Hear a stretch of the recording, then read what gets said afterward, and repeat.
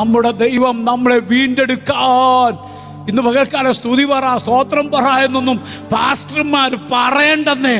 പറയാതെ സ്തോത്രം പറയാൻ കഴിയണം. കാരണം നിനക്ക് വേണ്ടി ഈ ലോകത്തിലെ എന്തെങ്കിലും ദൈവം തന്നെന്ന് പറയുന്നതിനേക്കാൾ ഹല്ലേലൂയ വീടോ കാറോ ഒക്കെ വിലമതിക്കുന്നതാ.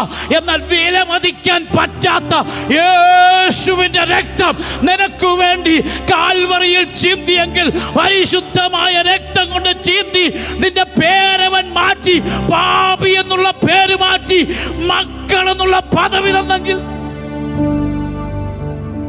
അതുകൊണ്ട് യോഹന്നാൻ പറഞ്ഞത്, കാൺമീൻ നാം ദൈവ മക്കൾ എന്ന് വിളിക്കപ്പെടാൻ പിതാവ് നമുക്ക് എത്ര വലിയ ദൈവമക്കൾ എന്നുള്ള പദവി നമുക്ക് തരാൻ എന്താ പിതാവ് ചെയ്തത്?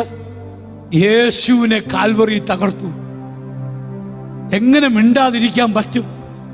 എങ്ങനെ തുള്ളിച്ചാടാതിരിക്കാൻ പറ്റും? എങ്ങനെ അന്യഭാഷ പറയാതിരിക്കാൻ പറ്റും? എങ്ങനെ സ്തോത്രം പറയാതിരിക്കാൻ പറ്റും?